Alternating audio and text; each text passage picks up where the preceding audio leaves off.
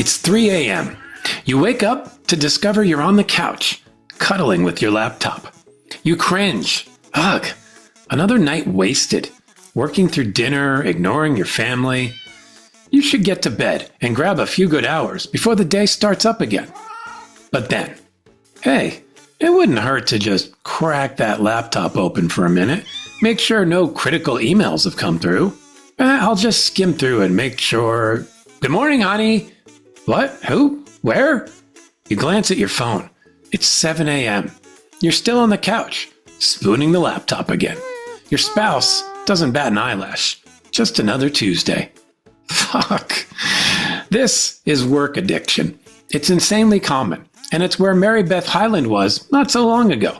Now, she helps folks fuel their ambition in a healthier way by connecting to what matters most, our core values, finding the stuff that truly energizes us and doing more of it. When we do that, we don't feel the need to chase some invisible, unattainable marker of success into the wee hours each night. We feel full at the end of the day. We feel excited to share ourselves with family, friends, our pets, our other interests. Wait, we can have those? MaryBeth has traveled this road and come out the other side thriving.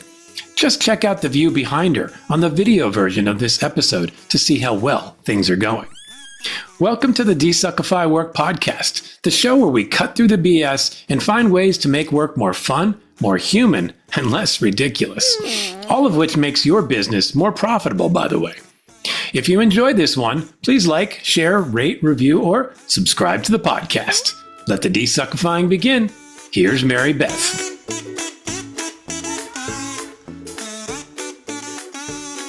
Okay, MaryBeth Hyland, welcome to the DesuckifyWork podcast. I'm so happy to be here with you. Yeah, I'm so excited that you are here. I love that you are apparently in a beautiful part of the world because we can see out the window there some nice hills and trees. And I think you had mentioned that that's Idaho. Yes, I'm in the Bitterroot Mountains of Idaho. Looks lovely. Well, thank you for coming on this show. And before we dig in too much to all the good stuff you're doing, can you give us just a brief overview of what you do for work and how you came to be doing it?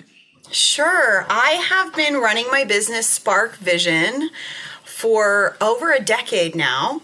And it has been this amazing journey. It really started, and I'm sure there'll be a lot of this in our conversation today. It really started as a workplace culture consultant. So I had been working in a nonprofit where I was helping other local chapters to expand their engagement, expand their philanthropy, and expand their efforts because I had built the best practice model for the country, and it became an experience where I was like, wait a minute, how do people not know this? Like, how do people not know how to create an environment where people actually want to be there? You know, the results that we were having as far as numbers was quadruple what the next best program was having in the country.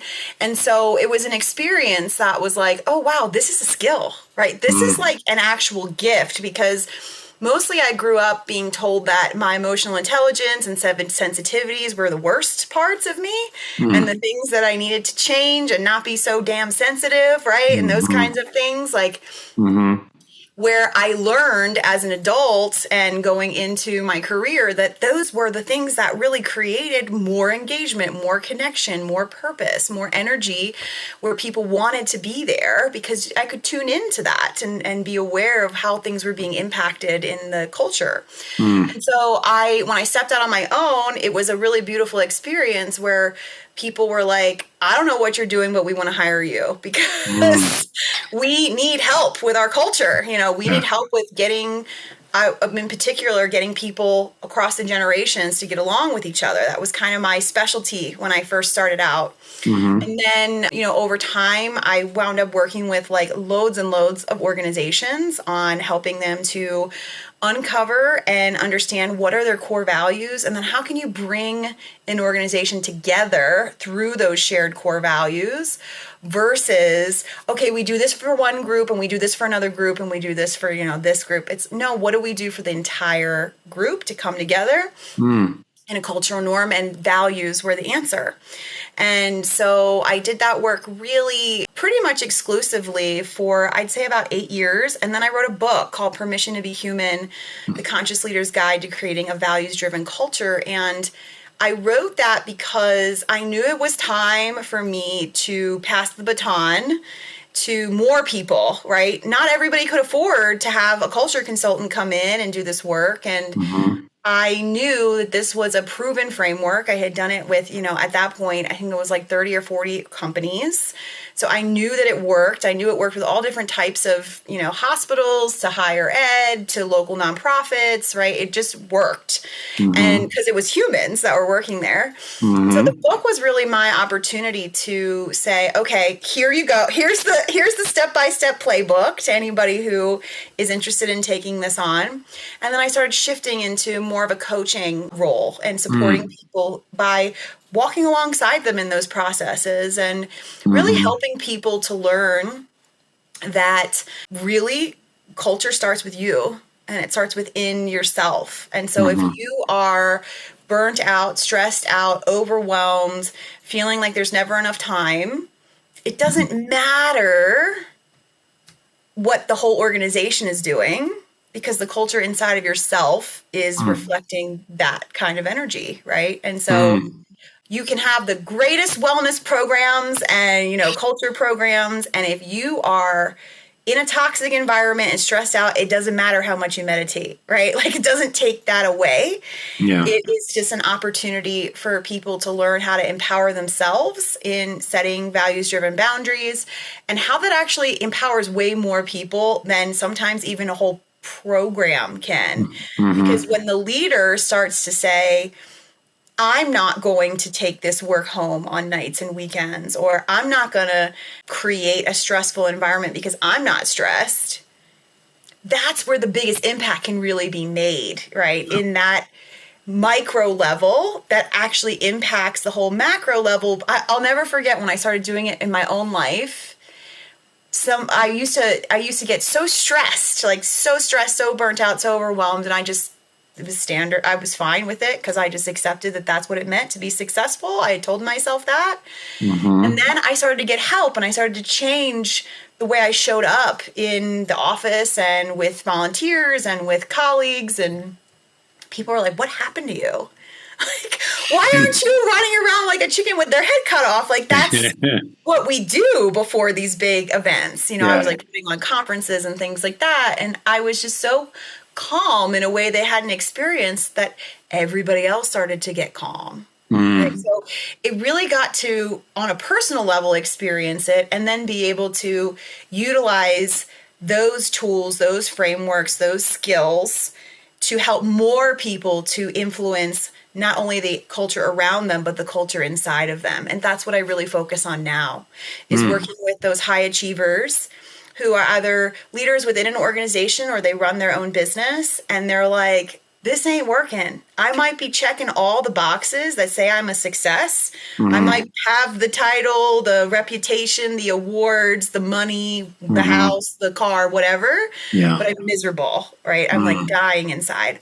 Those are the people that I'm working with who are like, I know there's another way to do this. I just don't know what it is.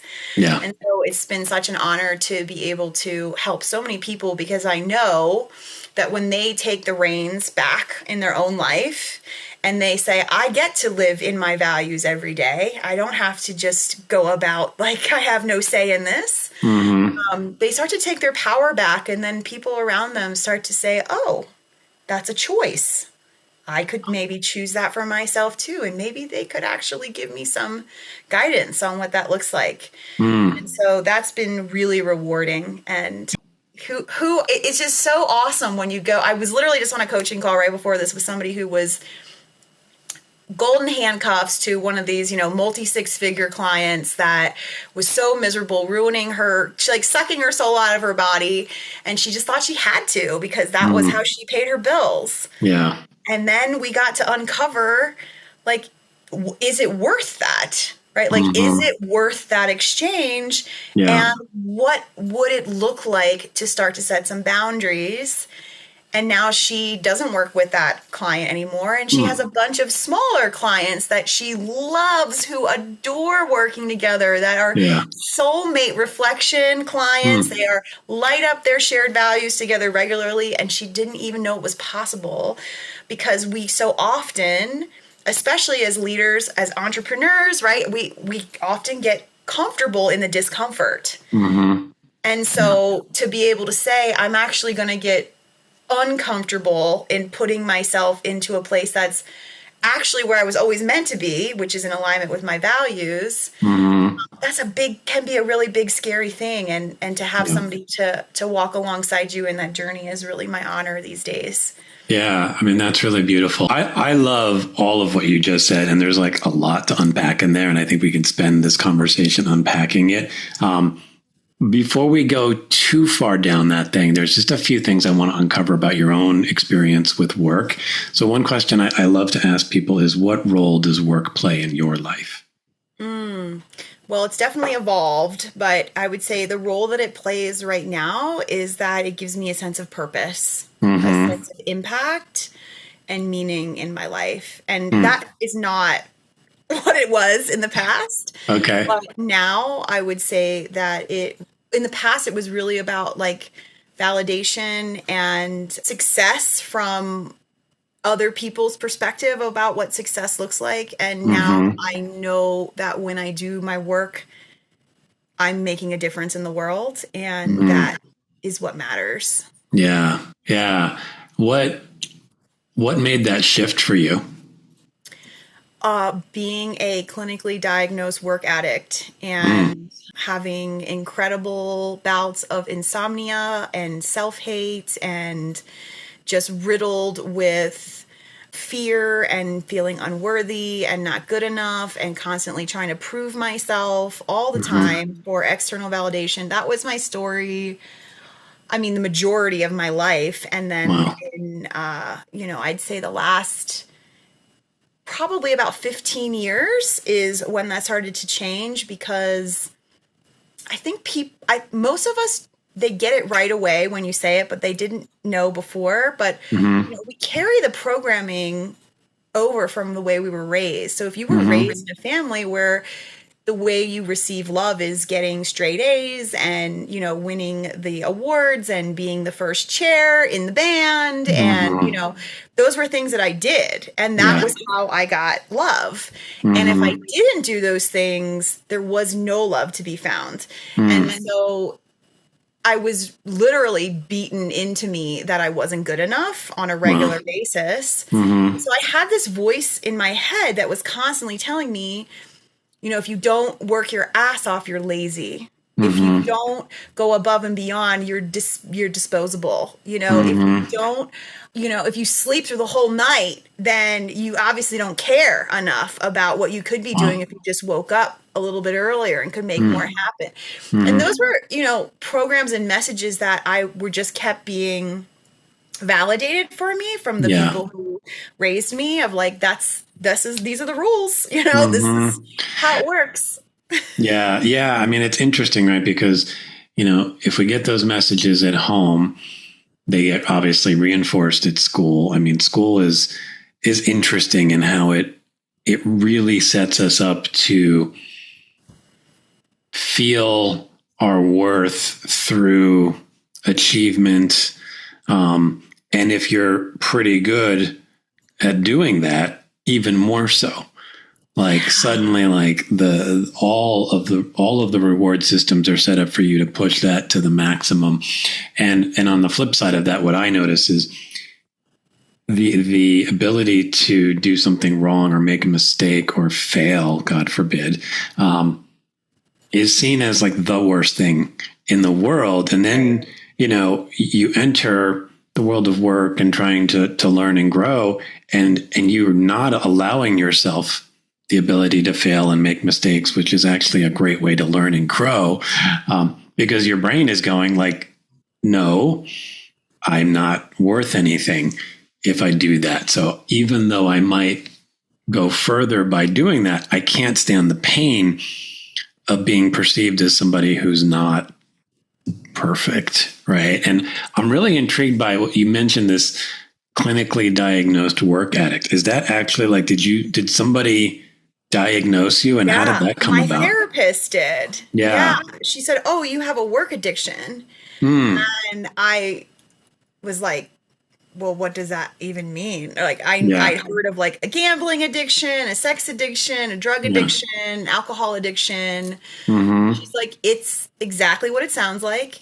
The reason why it is an addiction for you is that you don't have control. Like you can't consciously choose differently. And that's how, when something's an addiction or not, is whether or not you or it has the control over you. Okay. Yeah. And I couldn't make another choice. The only choice. So for example, if I woke up at 3:00 in the morning thinking about all the things I needed to do to be more successful, I couldn't just like go back to sleep. I would get up out of bed, go to my laptop and start working at 3:00 in the morning. And I'd work until, 6 or 7. And then I'd just go in the office and keep working. Mm-hmm. And that was a daily experience versus like, oh, that just happened around big events or big projects or, it was every single day. Wow. It actually, the reason I knew I had a problem was, at the time, my husband was working in finance. He works with me now full time, but he was working in finance. So he was up really early. He'd get up before the market and read all the headlines and get into the office around 6 a.m. And there was just a morning where he woke up and he rolled over and he said, "Oh, it's so good to see you." And it was like 5:00 in the morning. And I was like, "What are you talking about? You see me all the time." Right. Like, well, you're usually falling asleep on the couch with your laptop on your chest. Or you already are like starting to make your way into work. And so it's been a long time since I've just rolled over and saw you. Wow.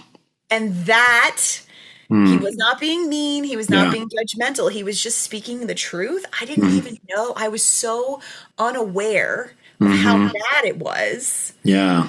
That loving, just like gift of saying, "It's so good to see you." What I needed to hear to realize I had a problem. Yeah. And I had no idea how to stop it. The only way I knew how to stop the racing thoughts of unworthiness and, needing to do more was by doing.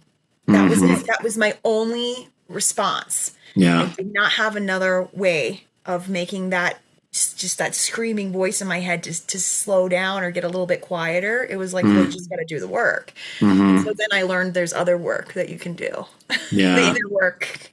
Yeah. I'm curious for you, what did that look like? And did that influence how you help others now in terms of that inner work?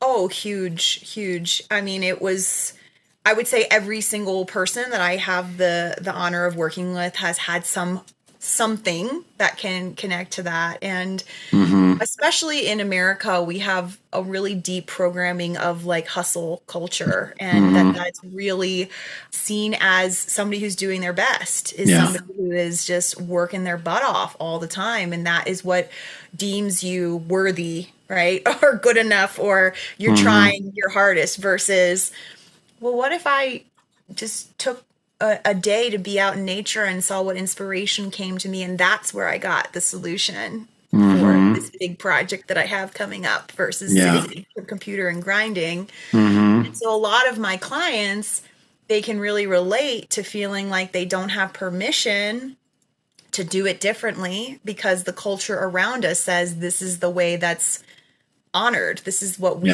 accept as you're trying hard enough, you're doing what you have to do.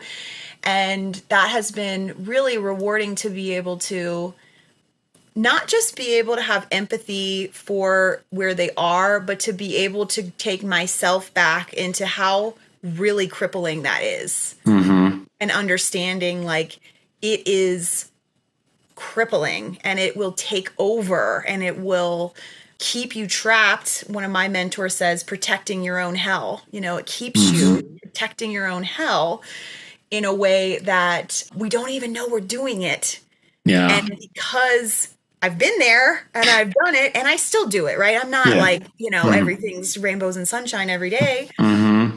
But I've never slept better. I've never felt more purpose. I've never felt more confident in saying yes and saying no, because I know what aligns and what doesn't align.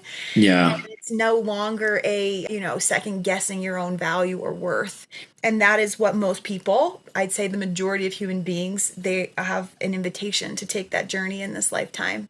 Yeah, that idea of second guessing your own worth. I mean, that certainly, I feel that sometimes, and I imagine most of us do at sometimes. It's like, and because the things that measure our worth are these sort of external, extrinsic, like you said, get the awards, get the money, get the car, get the house. And what's tricky, I imagine, for a lot of your clients, and I've seen this with some of my own, I think it's like, it sort of works, meaning you can wake up one day and be the executive vice president of whatever, having kind of run your operating system this way. Oh, yeah. And I think you mentioned this as well. It's like, yeah, you're there, and then you're like, something still feels off, right? But what helps somebody see, and then I believe that you can change that operating system and still achieve at whatever level you decide you want to achieve at, because that feels really hard. Yeah, I love that you brought that up, because I specifically work with high achievers, people who identify that way. Yeah. And a lot of times the belief system or the limiting beliefs around it is, if I don't keep doing this, then I won't have the impact, or I won't be a superstar, or I won't get the recognition, or whatever it is that's currently motivating that. And one of the greatest invitations is to test it. Right? To use your own life. I like to say that you can be the scientist of your own life, and every moment can be a petri dish of seeing. Yeah. And so, like, in my own journey, one of the things that we started identifying the things I wanted to change. And so, for example, my addiction to my phone, and like I was to the point where I was texting and sending emails while driving, not even at red lights. Like it was dangerous. It was dangerous. Yeah. I couldn't even walk to a meeting. So I was in downtown Baltimore. And so I had a lot of meetings that I just walk through the city to get to. I couldn't walk to a meeting without also having a phone call during that walk, texting, emailing during that walk. Like I felt like I was wasting my time if I wasn't multitasking at all places. So this would be a great starting point if someone's listening right now and can relate to this and they want to see like what could make a difference. So the first invitation that my therapist gave me was, what would it look like for you to just walk when you're walking?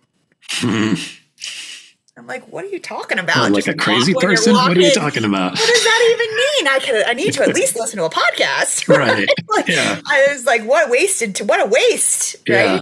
Yeah. It's like, what if on your walk you just noticed the things around you on the walk? And that was what you did on the walk. Yeah. I was like, oh, I don't know about that. But then I tried it, right? Then I tried it and I was like, whoa, that feels so different. And then I started to be able to identify the limiting beliefs. The limiting beliefs are what's keeping you trapped, protecting your hell in that way, right? You're telling yourself, I have to do this or else I won't be good enough, as like a broad limiting belief. Yeah. So one of my limiting beliefs was, if I didn't email somebody back within the hour, they would think I wasn't committed. So I had just programmed myself to say emails get responded to in an hour. It doesn't matter what hour that is. Yeah. Could be 2 a.m. If they email me at 1 a.m., I will get on it, right? I'm already awake and working. I may as well.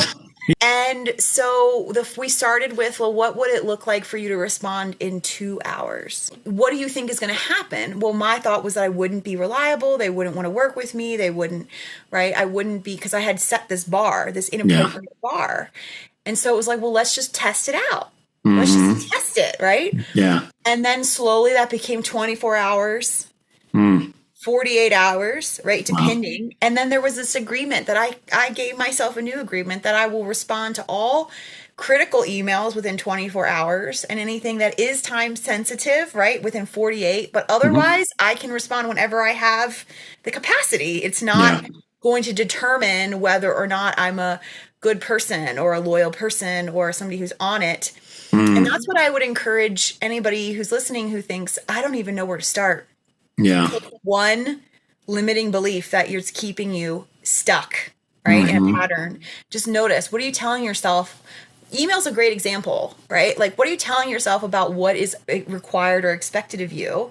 And is that actually required or expected of you, or have you created that for yourself? Nobody told me that I needed to respond within an hour. I made that rule up. I was making it. Now, there are some really toxic workplaces that will say, I expect you to respond to me within an hour, right? I'm not saying that doesn't exist. Yeah. That might be an invitation for you to see, is that actually a fit for me? Yeah. Yeah.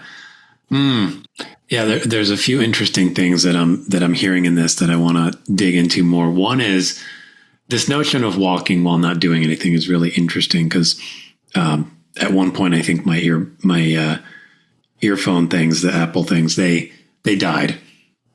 And then I was going for a walk one day and I realized, oh my God, I don't have my earbuds.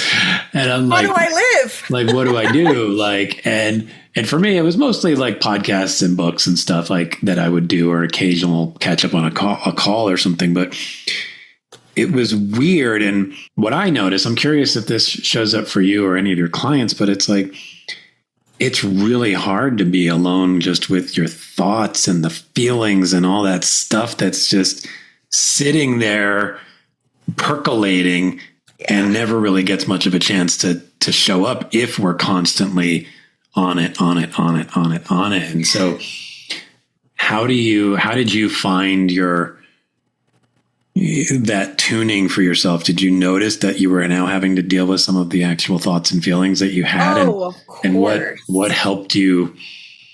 What's the story that works for you to manage that and actually maybe feel some of the things that maybe you weren't wanting to feel?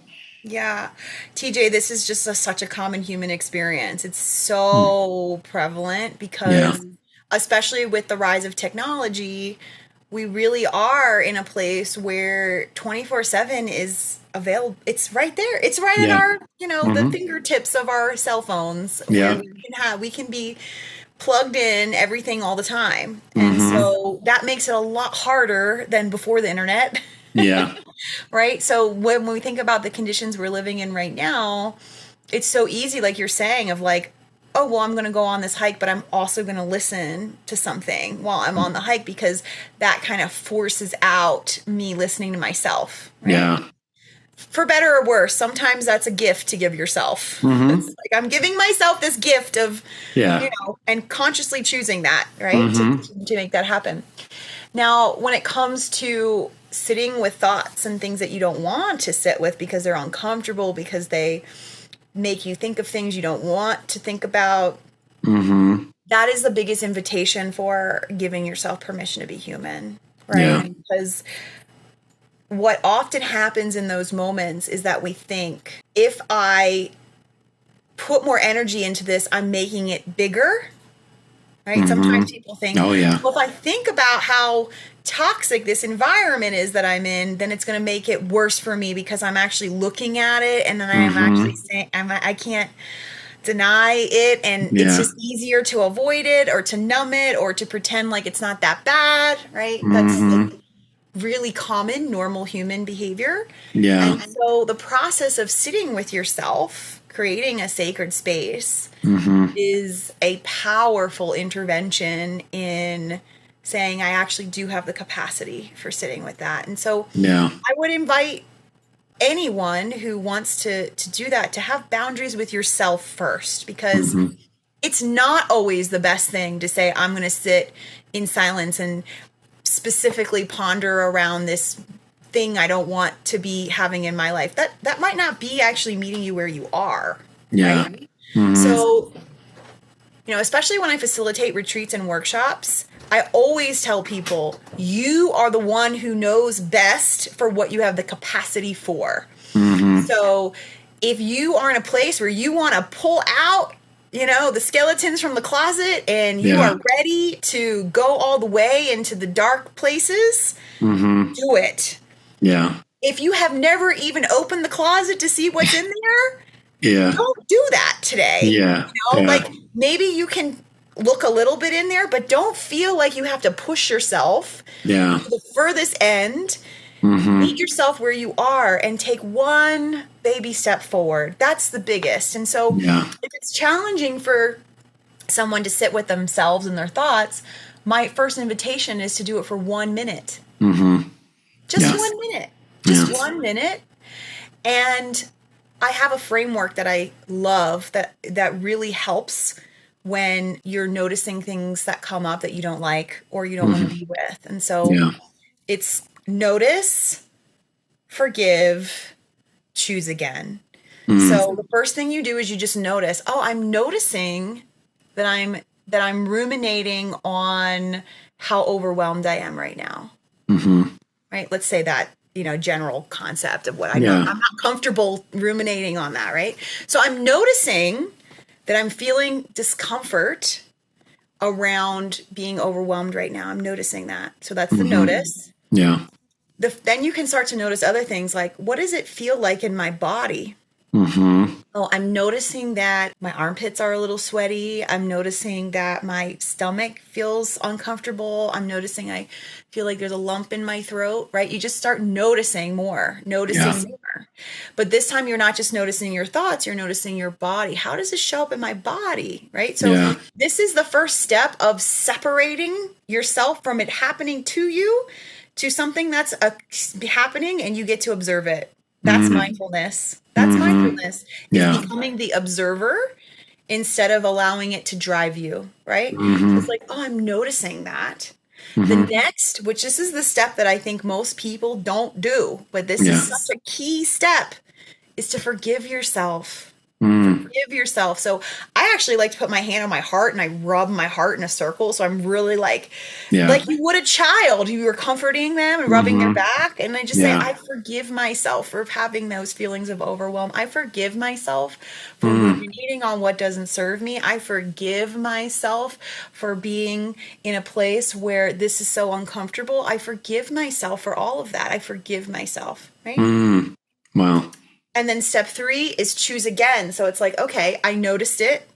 I forgave myself. Now what? Right? Yeah. What can I choose again? So maybe the next choice in a situation of being overwhelmed is asking yourself from that place of compassion, love, permission to be human. You say, what's my next best step that I can take? What can I choose that's going to serve me right now and not keep me stuck in this? Yeah. I love that last thing of like choosing what's going to serve me. And if I'm connecting it in my mind back to the phrase you used, which I also love, which is like protecting your own hell. Yes. Right. And I feel like the question, what can I do that's going to serve me, feels like it starts to chip away at that protective thing around our own hell, right?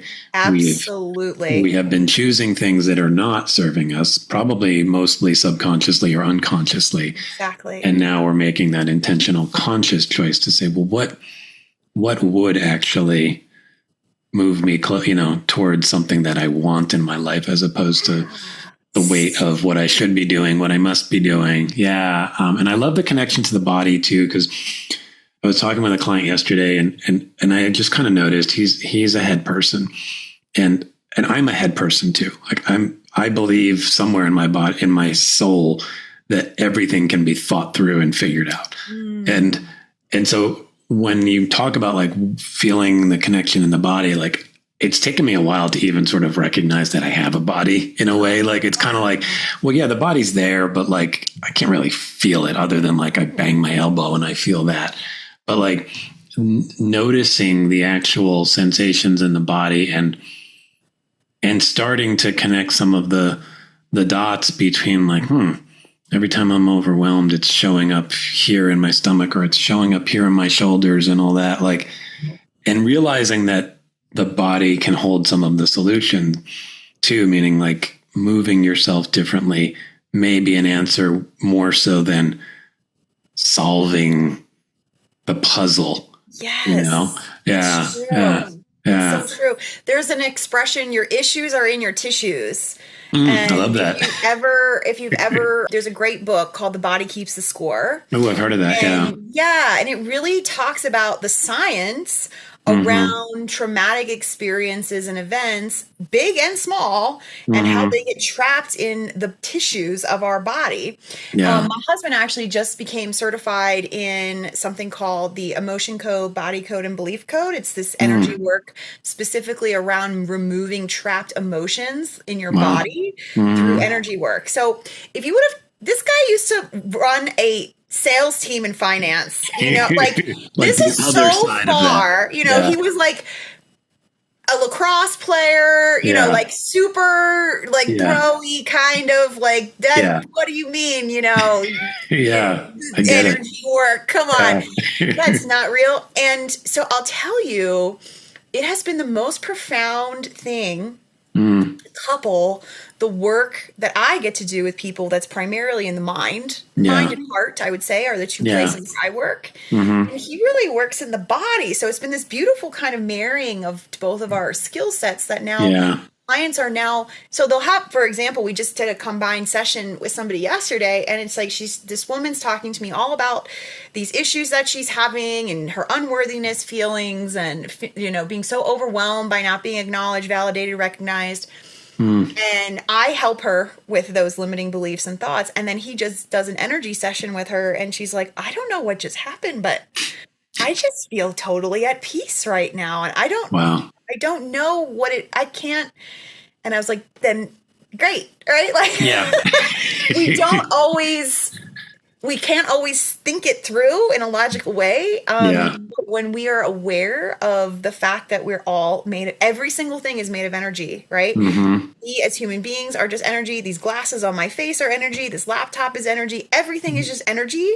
And when we start to actually recognize that energy has an impact on our bodies, right? And it can get trapped in places that aren't addressed. I mean, gosh, it sure is nice to have a partner who has these skills, because I can't tell you how often I say, I need you to do some energy work in my knee right now. I don't know what's going, something's trapped in there. And sure, there are things that require physical therapy and, chiropractic and surgery and those kinds of things. But the person who actually founded the work that he's certified in, Dr. Bradley Nelson, he was a chiropractor, and he was like, people were constantly coming in for an adjustment and they'd feel better, but then they'd have to keep coming in because it wasn't it wasn't changing in a sustainable way. Say people would even have surgeries, and then that surgery might heal that place, but then somewhere else in the body. And it was like, it was the energy of those trapped emotions moving to another place in the body, because now it was just finding its next home versus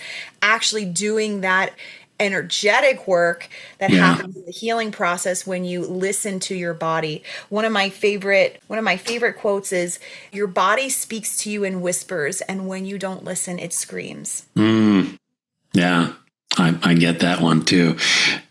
That tuning to the whisper, that's hard work, I think. Certainly for some of us. I mean, I know for me, it's an ongoing process of like, oh yeah, there's stuff here. And I really love that your husband got there from the place that he came from, because I think, not that I'm exactly the same way, but I have some of that like energy work. What are you talking about? Yeah, like I think even like 3 years ago, me might have been like, what in the world are you talking about? Now I'm like, tell me more, because I'm intrigued, but there still is that probably little like tingling of like, come on, energy work. And I think there's a lot of value in somebody having kind of made the journey from like go, like finance bro kind of person who's like all about like logic, follow the numbers, like, got a bit of that jock energy as well, to opening himself. Like, and opening himself up to this other piece of the human experience. I think that's really cool. I want to touch on a few things. I know we've got probably about 15 minutes left in this conversation, and you mentioned the values thing, and this is a really Interesting area. I mean, the way I find it's an interesting ongoing experiment to me to think about both my own values and helping clients uncover their own, because it can be easy to trick ourselves around what we value, meaning I value, whatever, integrity, let's just say, like, and that may be true.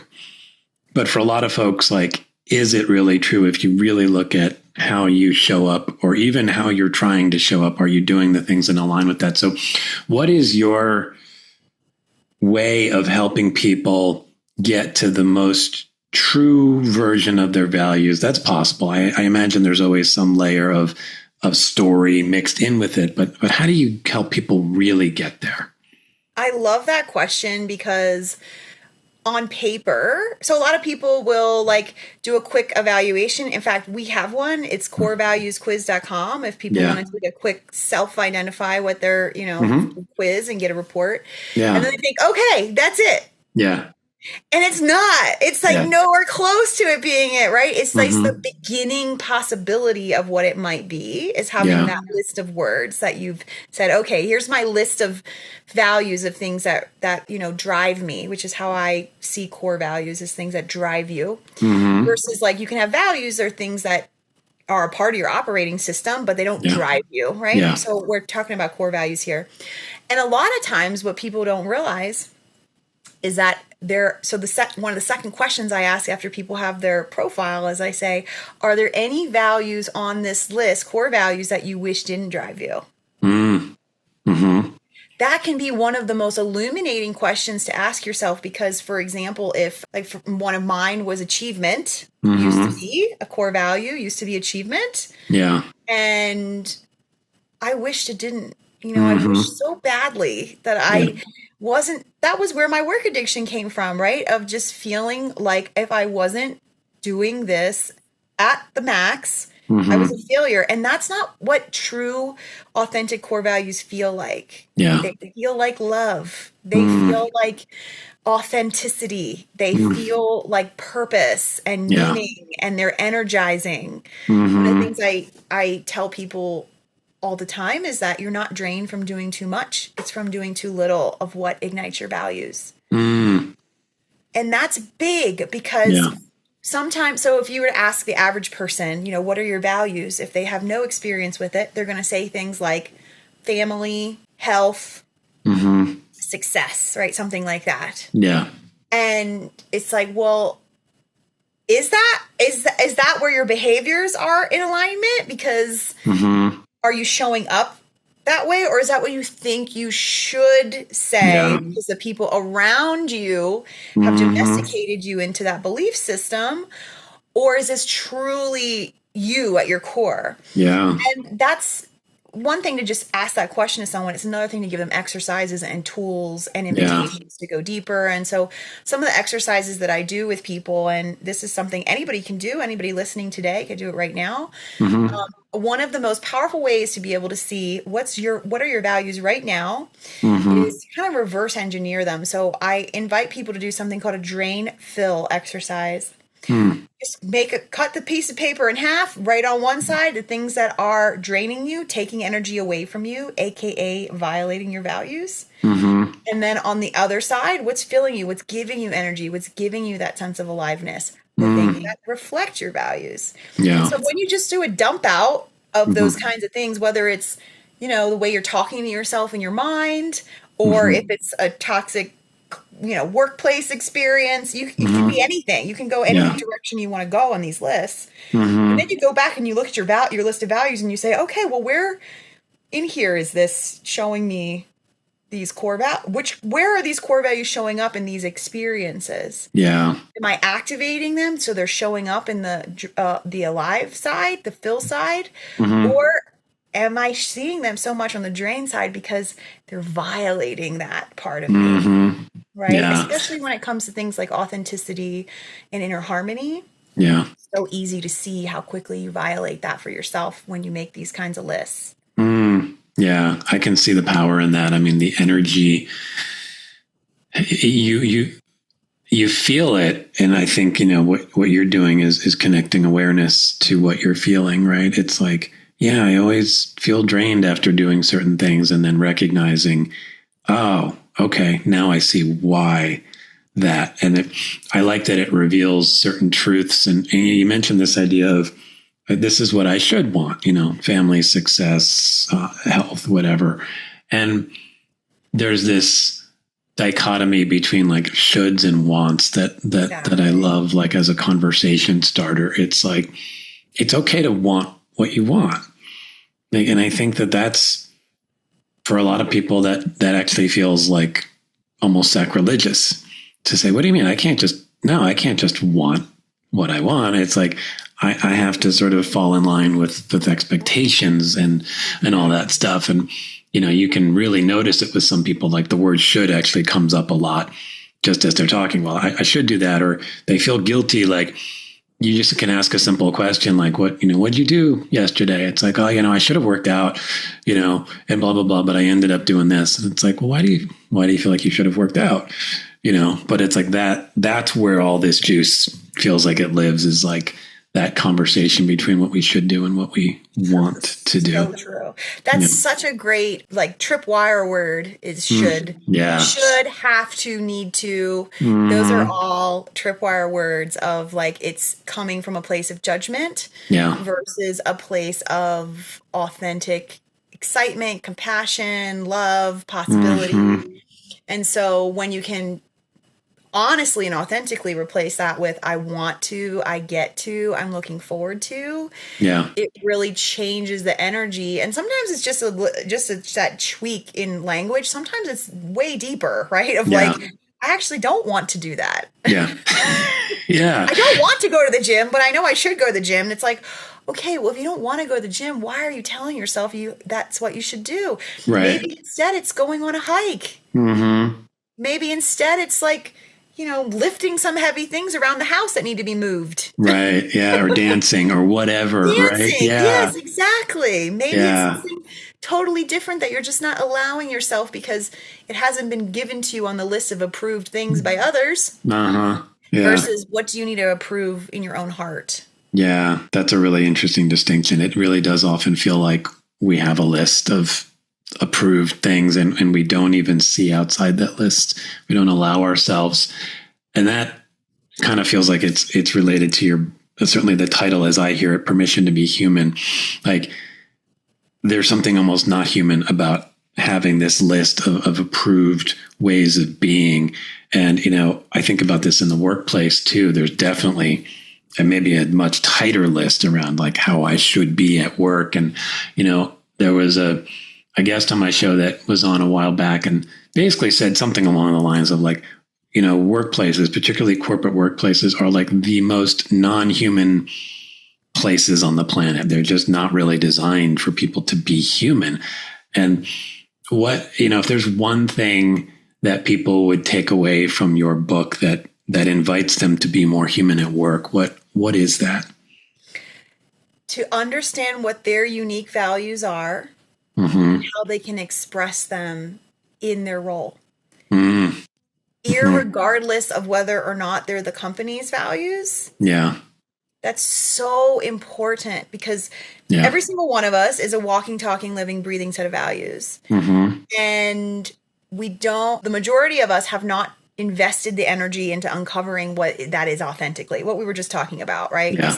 I should care about these things, so I'll say those are my values versus no, what actually lights me up individually. I really am a firm believer that every single one of us has the same purpose. We are all here to be a vessel of love and light and possibility, make a difference in the world. We're all here to do that.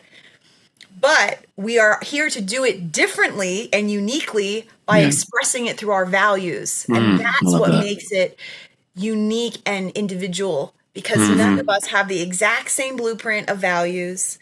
The way we even define those values, right, is very unique to each of us individually. Yeah. And so the book is really to help people to understand that you can bring that in for yourself to wherever you are, whatever workplace you're in. Yeah. And even better when you are creating the values for the organization or you're deciding where to go, even better is to be able to know, am I a match? Yeah. Right? Like, is this an actual values fit in the way this organization shows up versus the way I show up? So it's one thing to say transparency in your company. And, so many people say transparency. Well, go in and talk to some people about, give me some examples of where transparency is thriving here. Yeah. And it's very rare that people can give you examples like right off the bat. They'll be shocked because they're like, well, what do you mean? I'm like, well, that's what you say is your core values. So right. you would think you'd have hundreds of examples. Yeah. Right? Yeah. Wow. Yeah. No, that's a great point. I think that's just a great question for anybody. Like, where does that value show up for you? Give me some examples, and then that will tell you something. I want to get to, as we wrap up here, there's a few questions I want to ask you. One is, do you have a question that you can pose to our audience, kind of based on some of what we've been talking about here? Yeah, I would love for people to be asking themselves, what is the core value that's serving me most in this season of my life? I love that. Yeah. In this season, right? Because a lot of times people think, well, I have to have the same set of core values my whole life, and it's kind of set in stone. Yeah. And I'll tell you, you can have major milestone events happen in your life that change that dramatically. My husband and I became foster parents unexpectedly. All of a sudden, my values were different overnight. I never realized how fast that could happen. Yeah. And it was the kind of thing that was like, okay, this is real life, right? Reality is that things change. And so what's happening in your season of life right now, and which of your core values is going to be in your highest and greatest good to serve you through that season?